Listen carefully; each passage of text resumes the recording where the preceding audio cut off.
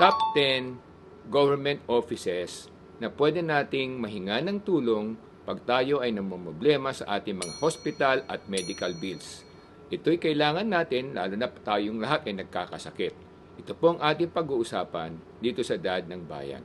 Kung nga po pala si Michael Sai, ang inyong Dad ng Bayan. Dad ng Bayan ay lagi niyong kakampi. Tutulungan ka at hindi hahayaang maapit. Marami sa ating mga kababayan ang nagtatanong, paano namin mababayaran ang aming mga medical bills at hospital bills kung kulang ang aming kinikita? Lalo na kung lumalaki ang aming binabayaran at ginagasto sa mga hospital sa aming mga gamot. Ito po ang ating mga pwedeng takbuhan at hinga ng tulong kung tayo nangangailangan ng suporta para mabayaran natin ang ating pagpapagamot at ang ating mga hospital at medical bills. Number 1 sa ating listahan ay ang Office ng Presidente, ang opisina at tanggapan ng ating Pangulo. Ito po yung mga telephone number na pwede nating kontakin. Bagamat dapat din nating i-verify kasi nga minsan pabago-bago yung mga numero, pero ito po yung mga numero na ngayon ay kasalukuyang ating nakalap. Telephone number 8249-8310, local 8175, o telephone number 8736-8645, or telephone number 8736-8603, o pwede rin kayo mag-email sa pcc@malacanang.gov.ph.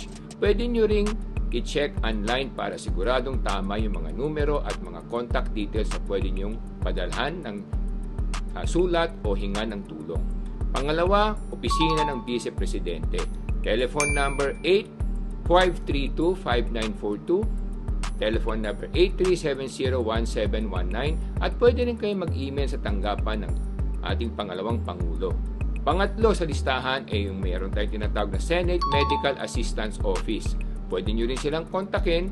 Check nyo lang palagi mga telephone number sa online o sa kanilang mga website, pero ito po yung ating nakalat na numero. Telephone number 8804-0270 or 8052-6813, at pwede rin kayo mag-email sa mga senador at namumuno sa ating mga senador.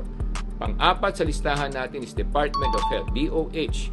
Ang kanila namang telephone number is 632, yan yung ating local number or area code for Manila, Metro Manila, 8651-7800, local 5003 or 5004, o pwede rin kayo mag-email sa kanilang tanggapan, callcenter@doh.gov.ph. I-check nyo lamang online yung mga contact details maya't-maya dahil paminsan-minsan, nagbabago ang kanilang mga contact details.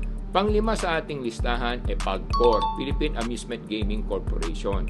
Ang kanilang telephone number naman is area code 632, ang telephone number is 8242-0121 or 8522-0299, at pwede rin kayo mag-email sa kanilang tanggapan info@pagcor.ph. Pang-anim sa listahan natin ay PCSO, Philippine Charity Sweepstakes Office. Ang kanilang telephone number naman is 8426-3475, 8366-3328, or 8441-2065. Madalas, nagbibigay sila ng mga ayuda at tulong sa mga nangangailangan ng mga pambayad sa mga gamot at medical bills at hospitalization. Pang-pito sa ating listahan, of course, ang ating tanggapan for social welfare, DSWD. Kadalasan nagbibigay yan from 25,000 to 75,000 na medical assistance sa mga nangangailangan. Ang kanilang telephone number naman is area code 632-8931-8101, or pwede rin kayong mag-kumontak sa kanilang mga Facebook page or email address. Pangwalo sa ating listahan ay Malasakit Center. Ang Malasakit Center ay isang sangay ng pamahalaan na siya ang nagiging taga-consolidate o siya yung pwedeng magsama-sama na maitulong ang iba't ibang tulong na pwedeng ibigay ng iba't ibang sangay ng ating pamahalaan.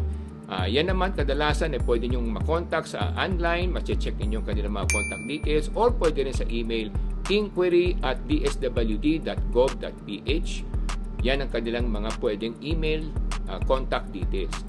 Pang-siyam sa ating listahan, of course, yung mga city government, yung mga panglungsod ng pamahalaan. Kadalasan, meron silang mga ayudang binibigay for medical bills, at meron silang mga hospital. Minsan may mga pag-aari silang hospital na maaari nyo ring puntahan at hinga ng tulong.